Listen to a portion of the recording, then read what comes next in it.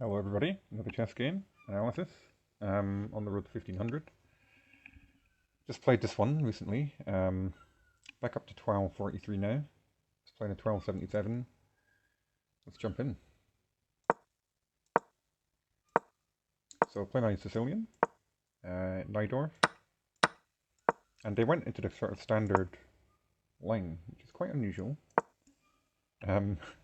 Most people don't go for this as white.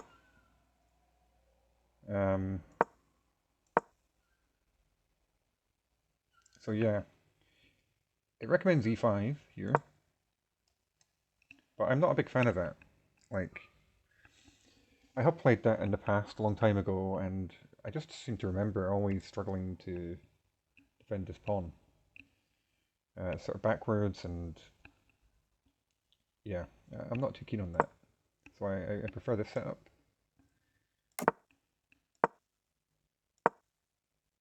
Pretty standard stuff. Now this isn't great for white. I know it's a very appealing move, but I don't know, with this setup as black, this move is almost always a mistake for white. And I've seen it multiple times in multiple games, and it's simply -1. We just take that off, and the rook now is kind of a bit overextended, I would say. I decided to attack it. I was thinking about a couple of things here.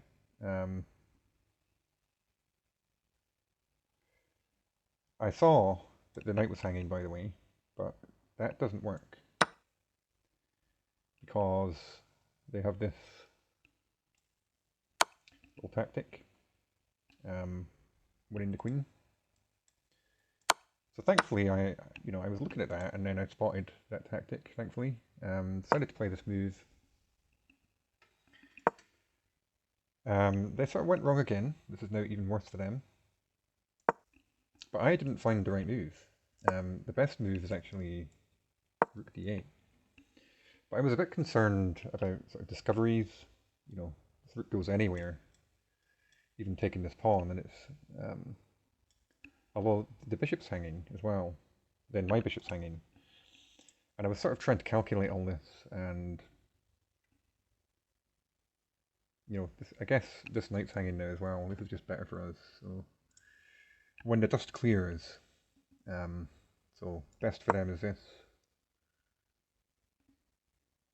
and then we come out with the knight this way. Yeah, and there's no threat now of the discovery. So this bishop is pinned. Best now for them to defend it. I guess that's why we played this move as well, because otherwise this would have come with an attack against the rook. I sort of saw that in some lines. Didn't really like it. So anyway, I decided to play this move, which isn't good. It actually throws away my advantage. They found a brilliant move, which is fairly obvious, I would say, but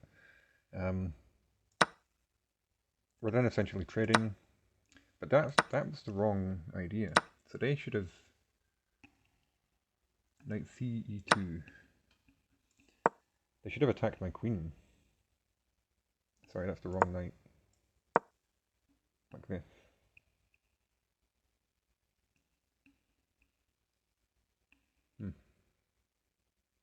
That also defends the knight. But I can't take it anyway. It's the same tactic would have happened.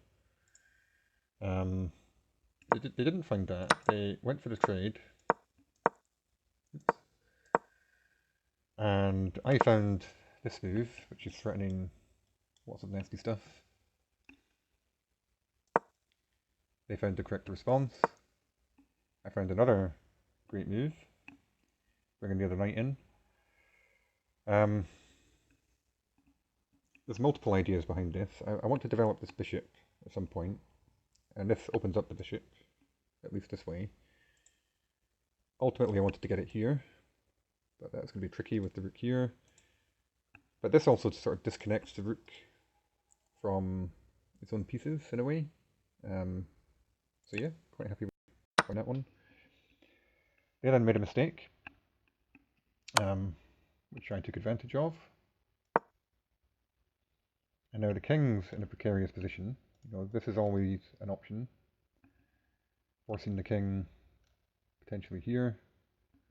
And then, it's kind of tying down their queen as well, because if the queen ever comes off the back rank, there's the potential to win more material like this. But I was looking at that, I was kind of a bit scared of it, because the queen is completely out of play here. The queen, there's a lot of pieces bearing down on my king, so I was a little bit worried. I decided to take this knight off, which is actually correct.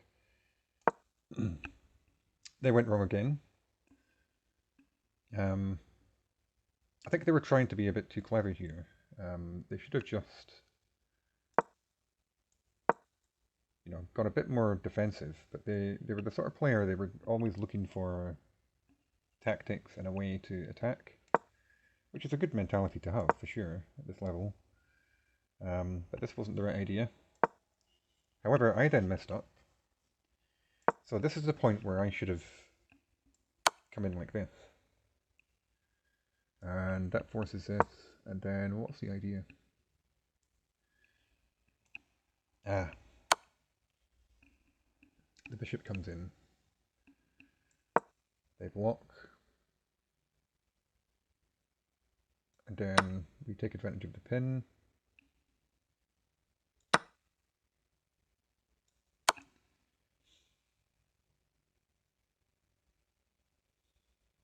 I mean, it's just the fact that the king's so exposed. We're up a pawn as well, we've got a passer down here. Best for them, go back here. And then what? Check again.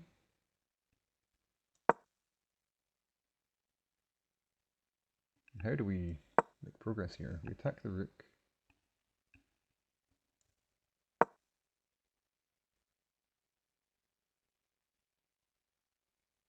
Sort of curious as to why not here, but okay.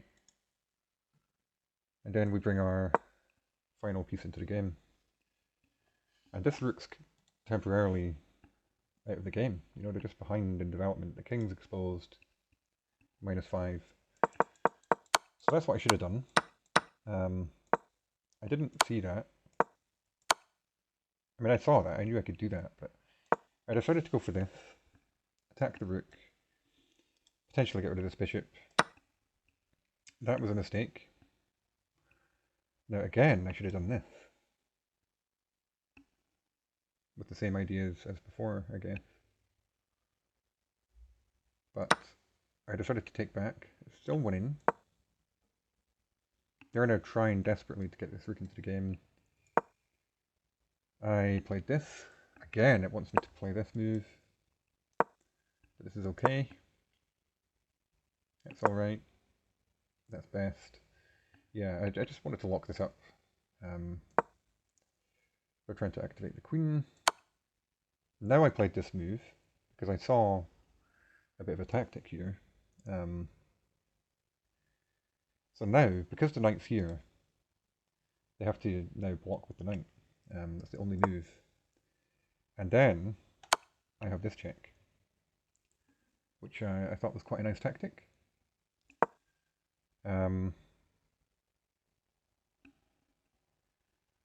They should have given up the queen.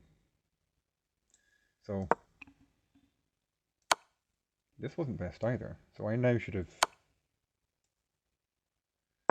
done this move. But I was like, you know what? I'm taking the knight, taking the material. And I check. And then they messed up again. They should have moved the king this way. This just allows the sort of killing blow. And king has to run, and then it's forced mate. So yeah, quite happy with that one.